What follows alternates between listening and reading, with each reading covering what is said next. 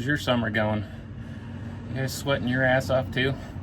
It's probably 9 o'clock at night right now, 8:30, 9 o'clock. It's still 90 degrees.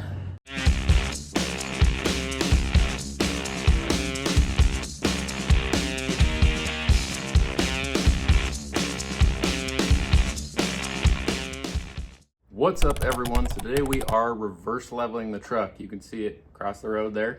So I gotta back it up in the driveway. I'll move my wife's car out of the way and we'll get this thing going. I picked up some lowering shackles from Amazon. I took a look at like DJM and a couple other companies, and they basically look all the same. They are incredibly thick material, so they're nice and strong. The poly bushings, they might not be as nice as some of the nicer brands, but worst case, I can always swap those bushings out at a later point.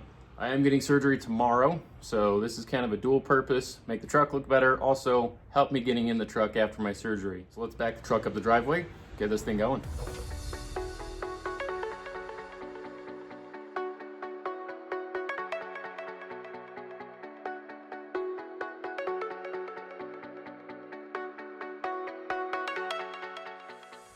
For any of you that are not familiar with reverse leveling, leveling a truck is when you lift the nose up.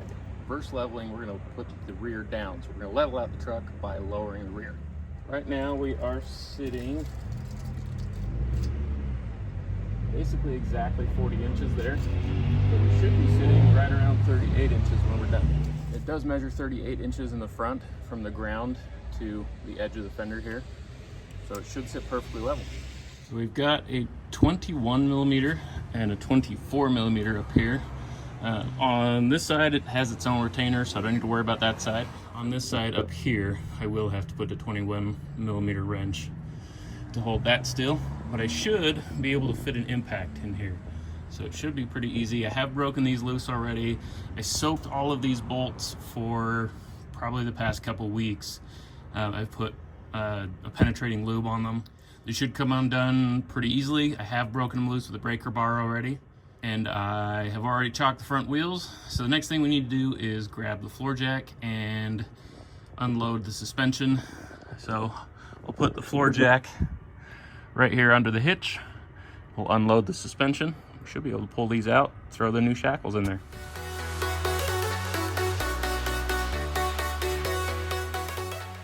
Suspension should be fully unloaded. The tire is still on the ground, but barely. The bolt should come out pretty easily, but I guess we'll see.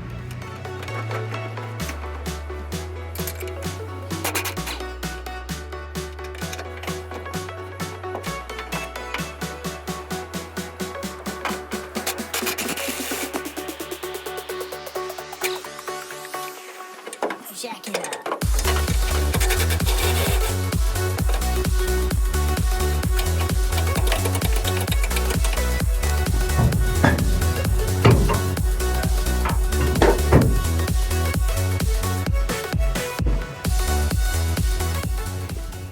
So I had to lower the truck down a little bit so that I could get this bolt above the frame, because there is no clearance to get it out with the frame in the way.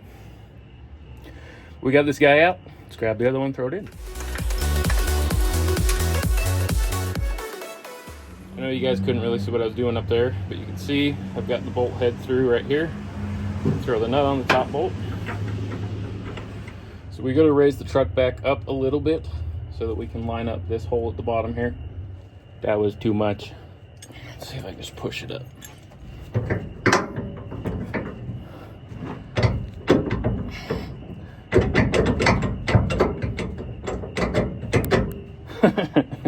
Well, you guys can use your leg and push it up, I guess. That's what I did. We'll start it with this one, tighten it back up, and then we'll grab that impact again.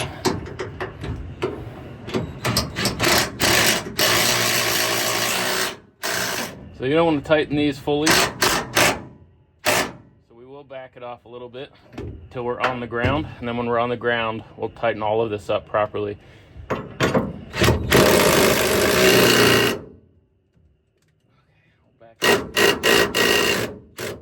And that's this side done. Now we got to go over there. All right, guys, we got to do the same thing all over again over here. Give you kind of a better view of where we are. So you can see that bolt head that has no room to go into the frame. So that's the one that we had to mess around with putting the jack up and down so that we could get the height for that one to go up above the frame there. So now we got to do it all over again. Hey, this thing might have the power to break it loose. Let's find out.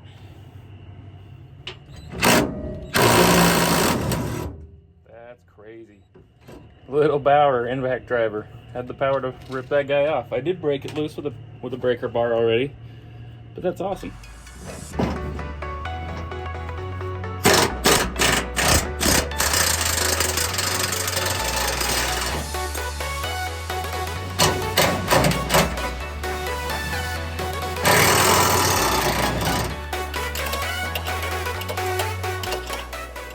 Guys, I think I need to get either a pneumatic or electric ratchet.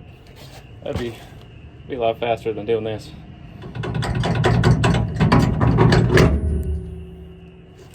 Got it. Almost. Not quite. Oh, that almost hit my face. Got it. You can see that little space in the frame right there. Wait, where's my finger? Right there. You see that little space in the frame that we have to go over. But I got that one in. Now I just need to lower the truck so we can line that one up. That's probably backwards for you guys. I don't know. But alignment tool is too long to fit in there with the bed in the way. So I guess I'll just grab a screwdriver because I need something a bit shorter to get up in this hole and help me align that.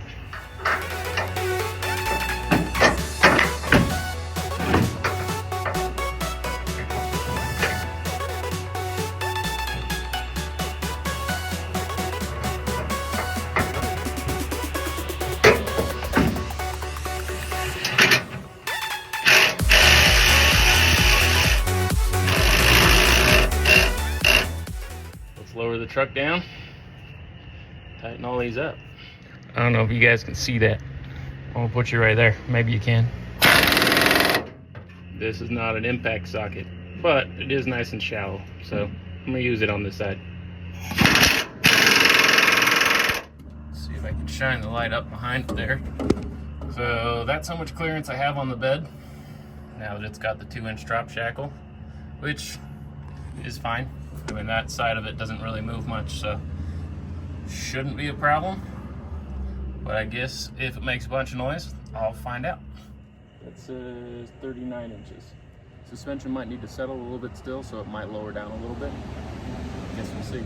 Well, guys, that finishes up the shackle install. It probably still sits at a 1-inch drop, which is weird, being a 2-inch drop shackle. But it doesn't really matter. It looks a little better. Maybe it handles a little better with that poly bushing. I'm not sure. I mean, it's a truck, so it's not gonna handle that good anyway.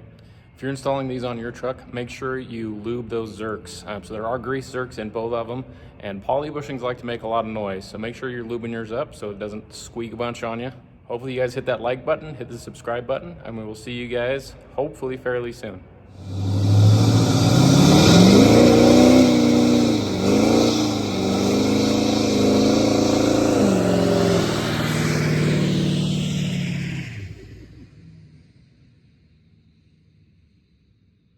Well, guys, I definitely need some traction bars. You can see that's all wheel hop. It's so much wheel hop. So I knew I needed traction bars, but that's crazy. That's too much. I mean, any is too much, but that's definitely too much.